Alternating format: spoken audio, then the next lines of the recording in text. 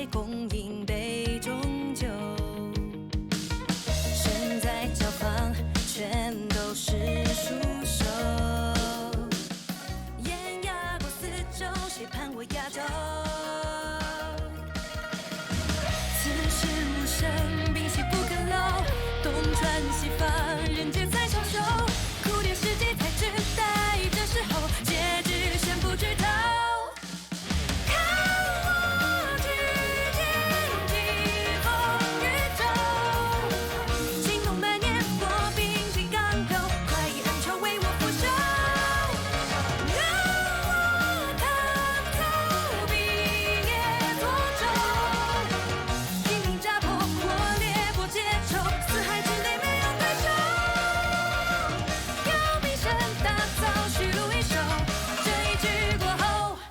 胜一筹。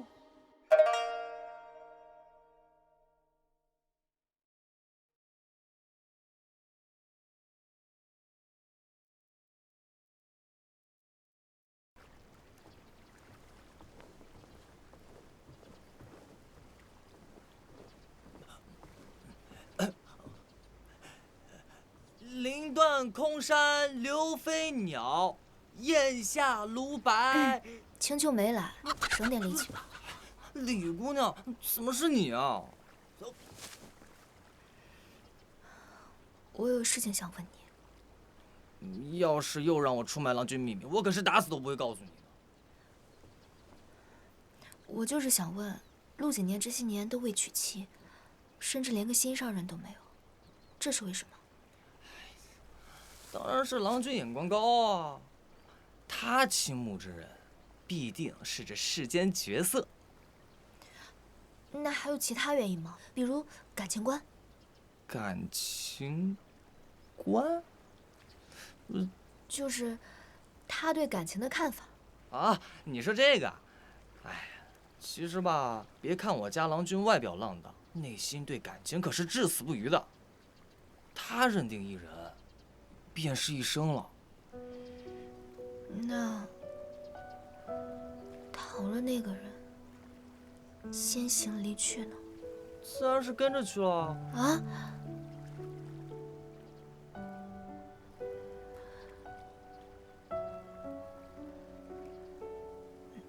那这样，是因为他受他父母的影响吗？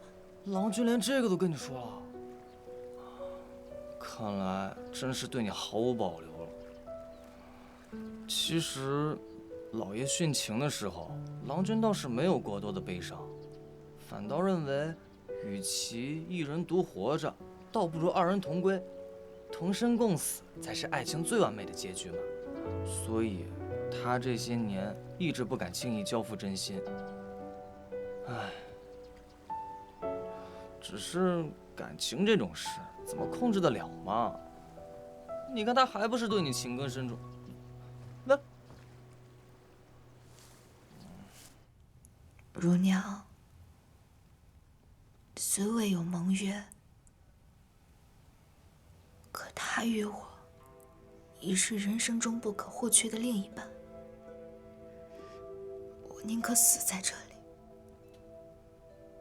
也不愿意再寻他人成婚。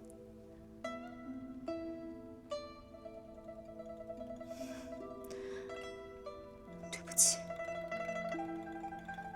我无法完成你的心愿。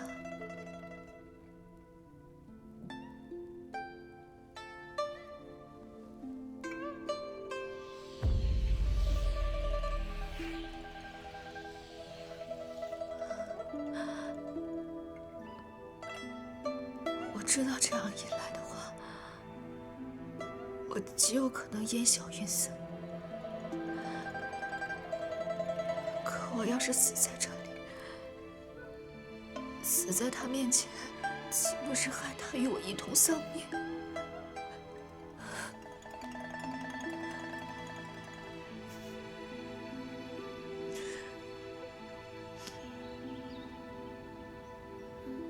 陆郎君火场救人，受伤不轻，不知现在伤势如何？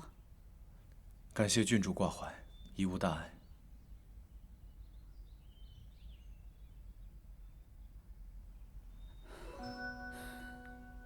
这呀，切肤之痛，陆郎君又何必强行忍耐？这是我夏主国的创伤圣药，乃国主所赠。陆郎君连续涂抹3日，即可无虞。郡主出手相助，已经违背了安德王的心意。陆某于心有愧，怎敢再接受郡主如此珍贵的馈赠呢？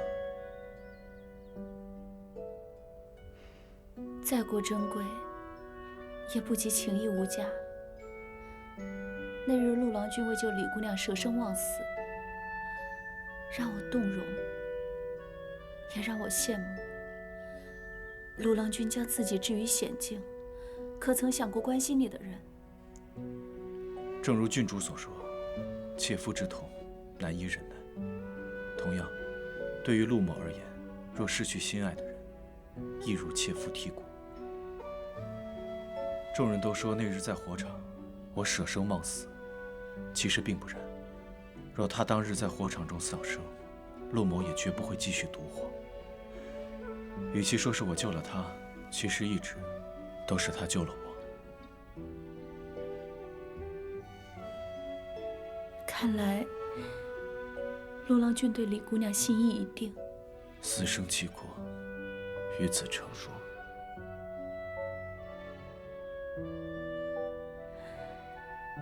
陆郎君的心意，我也清楚。你有伤在身，我就不打扰了。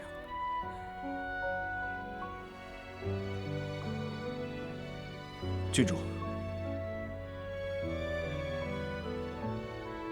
郡主曾多次明里暗里对陆某出手相助，陆某皆一一刻骨铭心。嘴上言谢总觉得太轻，若郡主他日需要帮忙，陆某定必全力以赴，赴汤蹈火。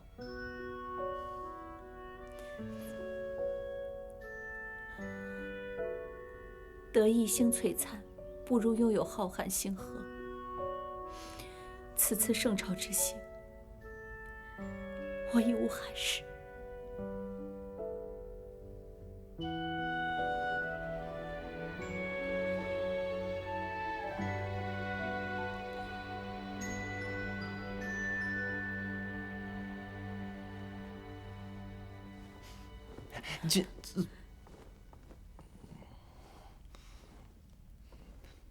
陆郎君又伤了一个姑娘的心，还不是普通姑娘，是郡主。有事说事，没事出去。有事儿是好事儿。羽郎君已经将教坊使所为上报，护卫云深也被抓了，用不了几天，郎君就可以重新回右教坊了。哼，那个苏宗臣鸠占鹊巢，我看他也蹦跶不了几天了。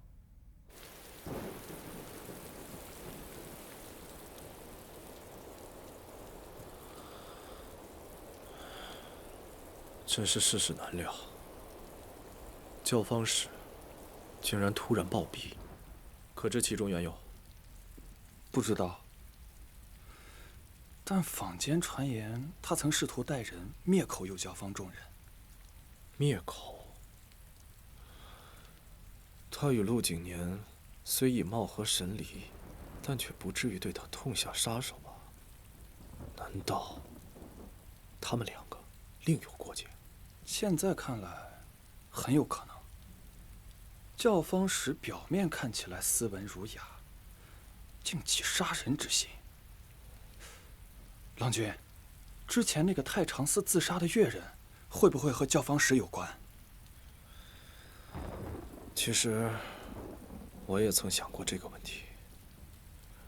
若真是这样，我岂不是成了他杀人的帮凶了？可郎君并不知情啊，即便对簿公堂，郎君也无需担责。我并不是怕受牵连，我只是想赢的是陆景年，并没有取他人性命的意思。若真的那个越人是被教坊使所杀，我……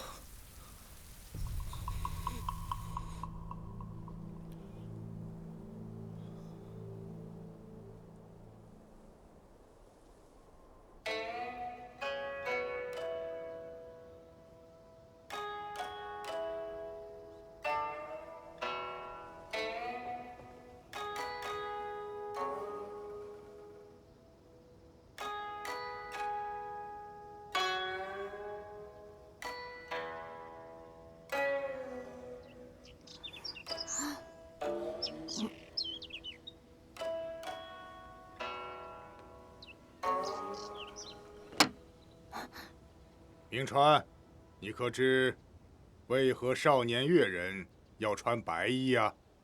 因为曲学少时，功未成，名未就，最为本心。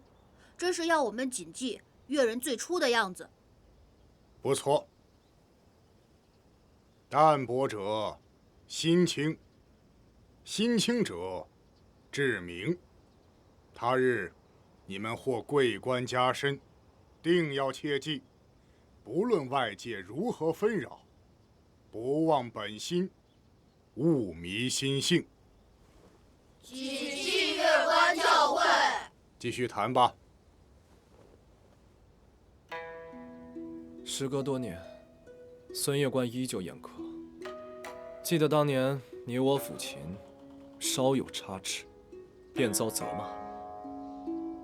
这群少年，往后便是我朝取之栋梁，甚至如你我一样，身居教坊副使之位，掌阅人前程。若被得失输赢、名利欲望所牵扯，心不明，身不正，何谈以曲谋盛世？景年兄，似乎意有所指。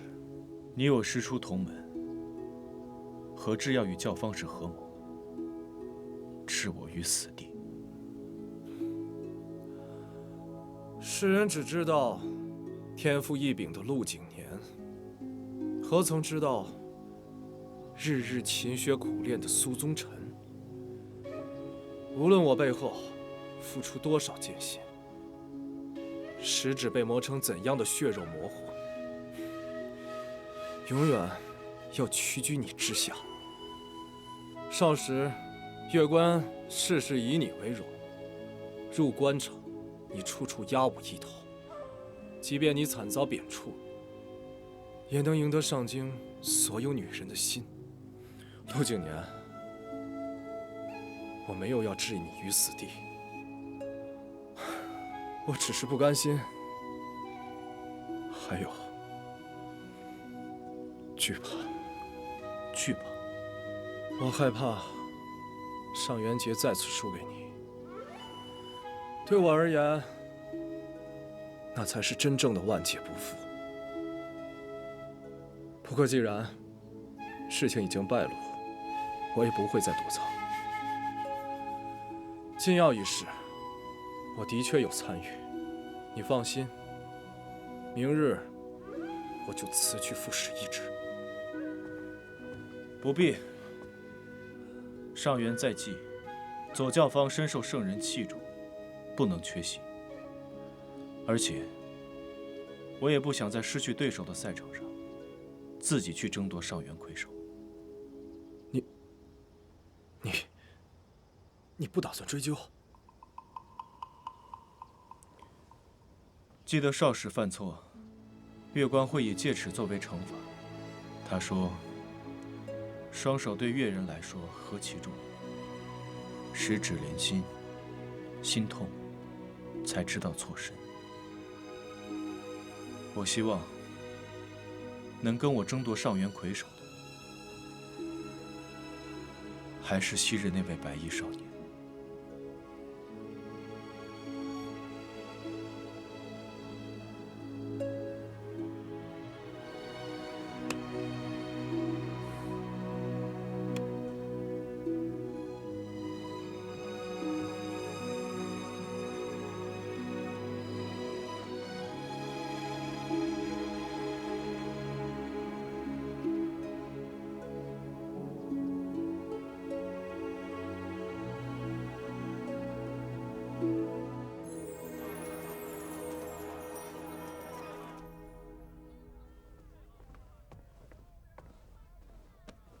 郡主，李姑娘来了。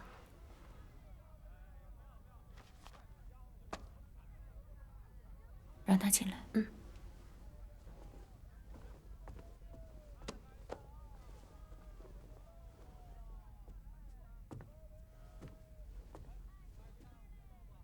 李姑娘，你怎么来了？不知郡主现在可否有时间？郡主来到上京城后，只有陆景年他们几个大男人陪郡主逛过，不用猜都知道，肯定是投壶马球那一套。其实上京还有很多好东西，今日我刚好得闲，就想着带郡主来逛一逛。有劳李姑娘挂心了。全上京最好的胭脂铺子就是这儿了，芳香细腻，质地轻柔，保证郡主用完都舍不得离开了。余娘，杏仁芙蓉粉，给我拿2盒。千万别说没货啊！这位客人若是用好了，以后指不定后半辈子的胭脂就都在你这儿买了。如此说来，还是个大买主。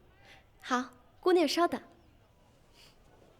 李姑娘说笑了，我又不是上京人士，岂会后半生都在这里？万一觅得良人，就可以留在这儿了呀。郡主不是很喜欢圣朝吗？我是喜欢圣朝，可是良配难寻，勉强不来。两位姑娘，您的胭脂。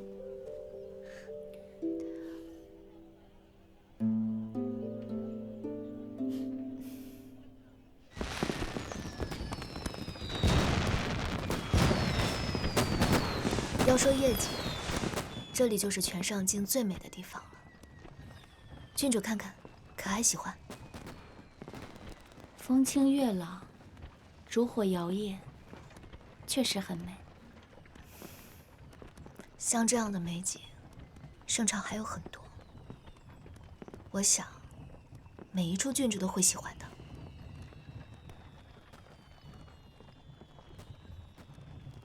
前面就是玲珑斋了，郡主日后若是想吃糕点，就可以去他家，那里也是陆郎君的最爱。哎，告诉你个秘密，你别看他身高8尺，但特别像个小孩，饭后爱吃甜品，尤其是小兔子那款。还有，醉仙楼的桂花酿，他也特别喜欢，每次都要喝完，再带上1壶回去。再就是玉宇阁的胡麻饼了，老是让云师姐帮他买。其实我觉得南市的比他好，可他总是吃的特别起劲。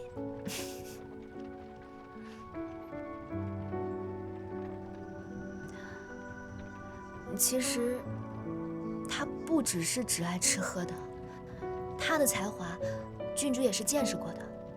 对教坊负责，对乐人爱护，对朋友真诚，对自己的目标和理想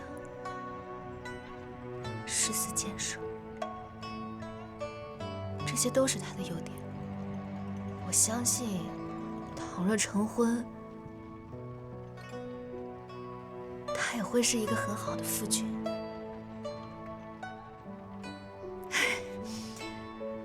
总之，他真的特别好。只要郡主日后慢慢相处，一定会发现。李姑娘今日先是带我领略上京之好，又向我百般夸赞陆郎君，不知姑娘究竟是何意图？若再不点名，恐怕这美食美景我也无心赏用。郡主，你可愿留在圣城，伴他一生？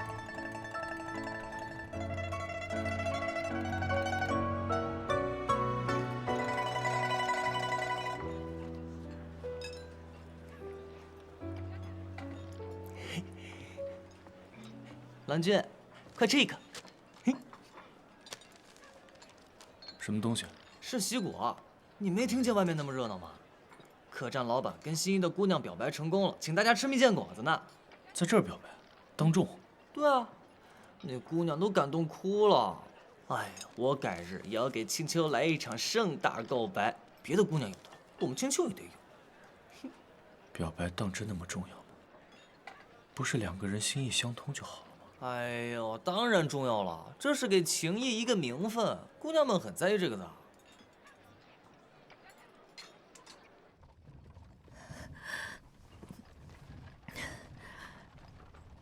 郡主是钟情于陆郎君的，对吧？是。郡主为人通透，常人岂会轻易入心？想必早已看透他花哨的外表下隐藏的赤诚，所以才会对他倾慕。他确实值得。李姑娘也看清了这点，不是吗？我看不看清早已不重要，重要的是，郡主身世显赫，才貌双全，你和他才是良配。李姑娘的意思是，想把他让给我？他未曾属于过我，又何谈一个让字？我亦无法属于他。与其继续拉扯，不如即刻脱身。郡主倘若愿意，我定然全力撮合你二人。可李姑娘是否问过？她可愿意？我一个女子都对郡主赞赏有加，假以时日，她又岂会无动于衷？看来李姑娘没有问过，可我问过。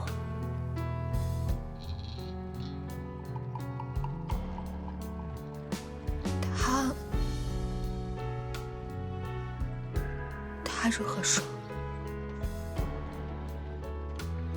死生契阔，与子成说。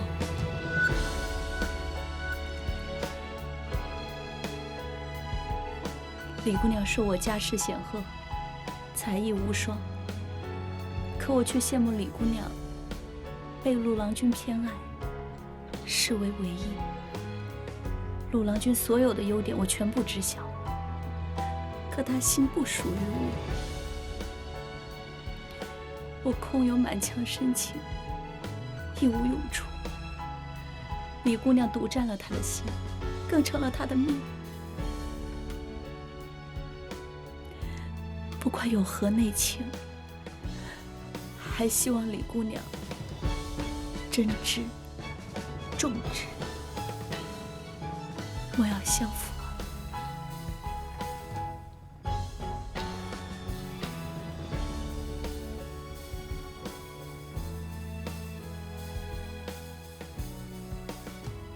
死生契阔，与子成说。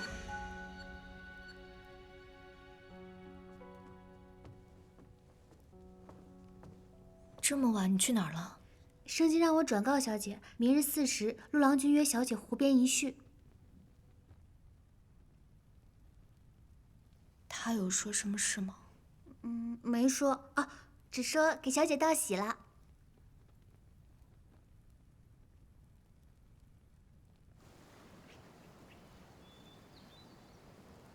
哎，那不是陆郎君吗？他在放风筝呀。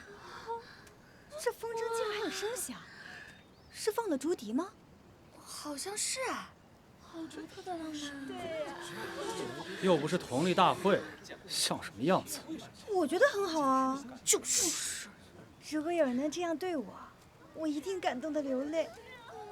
可惜我没遇到。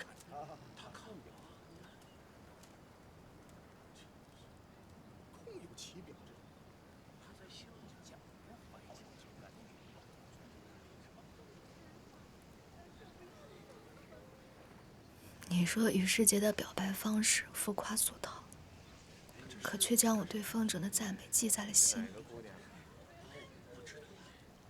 陆景年，你这样让我如何舍得离开？可此事事关你性命，我若是在你眼前烟消云散，岂不是也在将你拉向死亡？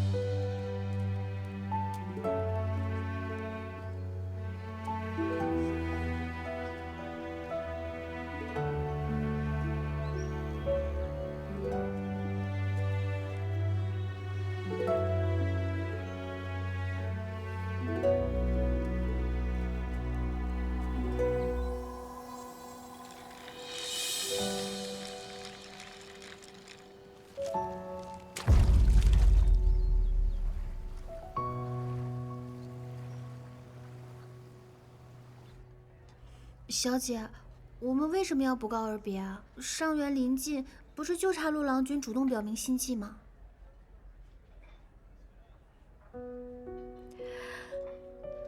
不是所有的缘分都是金玉良缘。店家，你可曾见过这画中的女子？没有。你再仔细想一想。确实没有。有的人陪伴你成长，有的人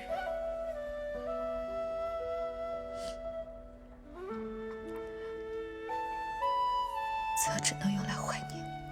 公子，你最近可曾见过这画中？没有。抱歉，你可曾见过这画中的女子？没见过。最近在这。白头偕老。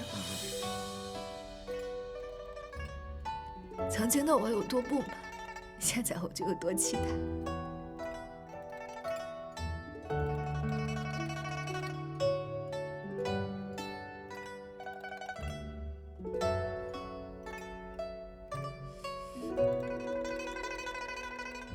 小姐。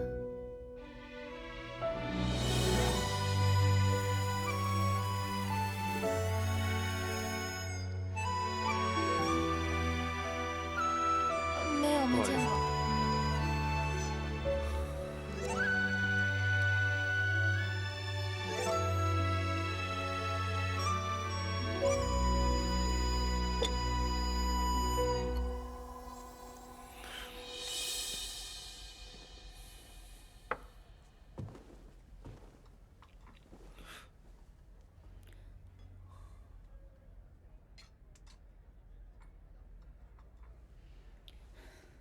陆郎君最喜欢的就是这桂花酿，可是如此好饮，怎能品出各种滋味？郡主何事？陆郎君怎么不好奇，我是如何得知你喜欢这桂花酿？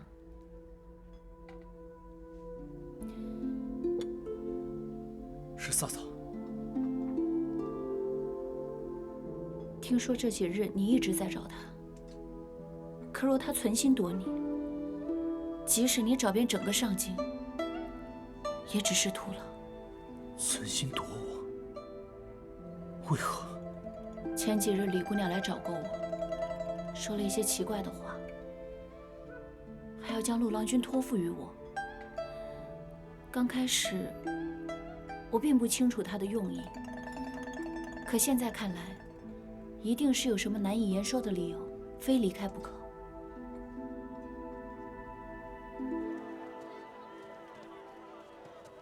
母亲今日过度伤神，若是累了，我们就即刻回去。一回到家中啊，满脑子都是你父亲的影子。师姐，师姐，出事了！发生什么事了？李姐姐已失踪多日，陆郎君几乎寻遍了整个上京，也毫无踪迹。他现在要出城寻找，你快跟我一起！放手！你还有没有规矩？夫人，事情紧急，一时忘了礼数。可陆郎君现在已经几乎不吃不喝，我怕他再找不到李姐姐，整个人就要垮了。母亲，天黑之前我就回来。站住！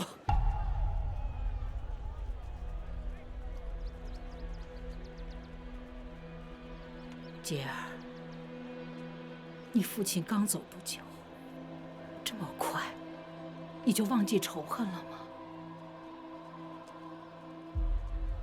仇恨？母亲，您告诉我，我应该恨谁？景年吗？他行人间公义之事，我为什么要恨他？夫人，你怎么不讲道理啊？公义，他的公义，害死了你的父亲，害得我们家破人亡。你跟为娘说公义？母亲，您随我去一个地方，到了那儿，您就知道是谁害得我们家破人亡了。几年前，长垣越方的一场大火，烧死了13名平民越人，最小的不过12岁。因出身低贱，无人愿意搭救。而唯一的逃生通道，也被外人从外面上了锁。哭喊声震彻上京。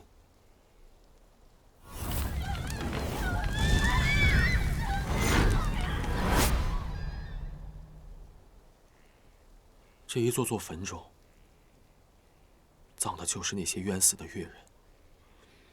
母亲，你可知这些人死于谁手？谁呀？我父亲，您的夫君。不可能，怎么会是他呢？父亲早就向景年坦白了一切，只因为其中一个人知晓了父亲出身平民的秘密，他便无视那越人的求救，也切断了其他10几名越人的逃生之路。不可能，他是越人，他的手是用来弹琴的，他不会真杀人。陆景年早就知晓了这一切，可即便您再怨再恨，他都没有选择把最后一层真相撕开给您看。他在保护父亲，保护我们家。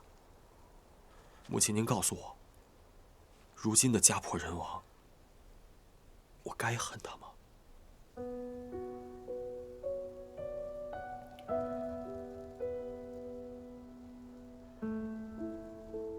若你父亲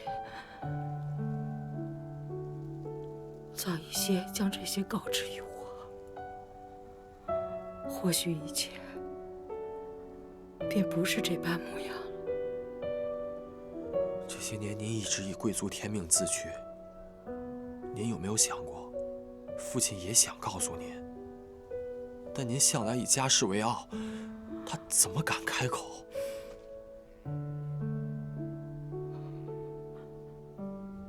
你是说，始作俑者是我？我不知道是谁。逝者已矣，生者还需希望。我只想跟陆景年一起取消不公正的越人户籍制度，这才是根源。以后的事，还望母亲成全。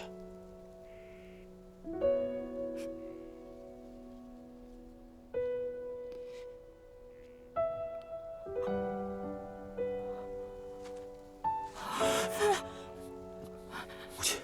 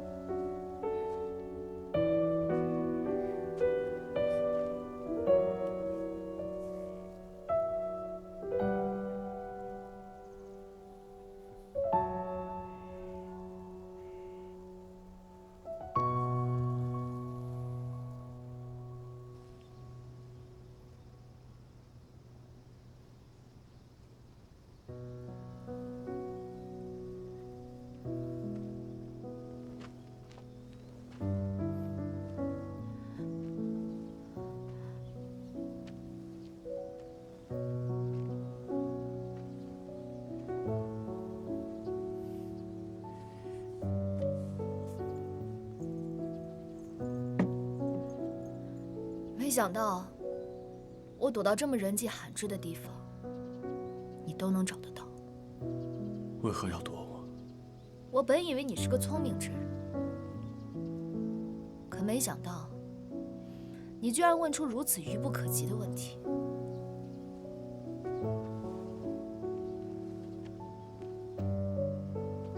不懂？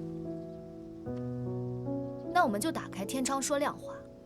陆郎君以为，当日左右教坊比试，你明明实力不济，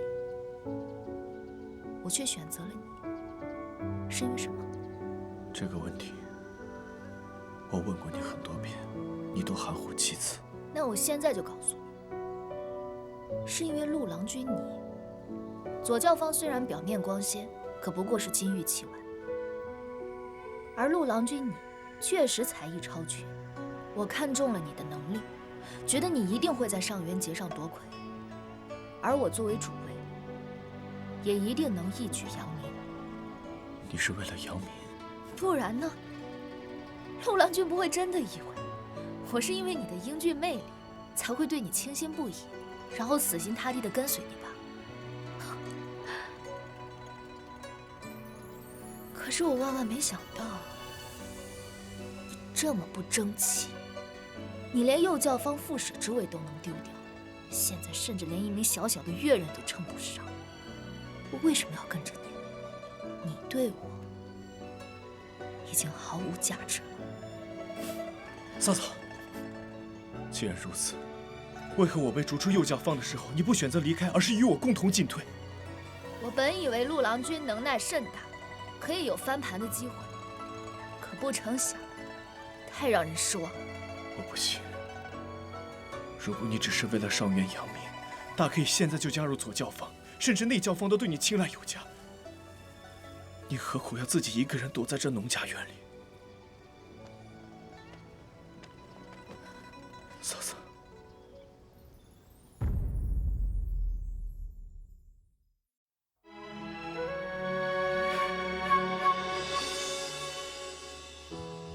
忽闻花满庭芳，凭栏却天亮。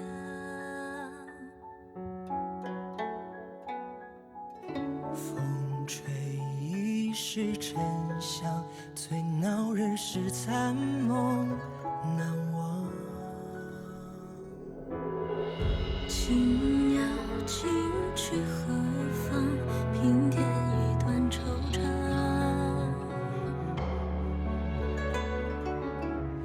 倘若再不可见，最难解是情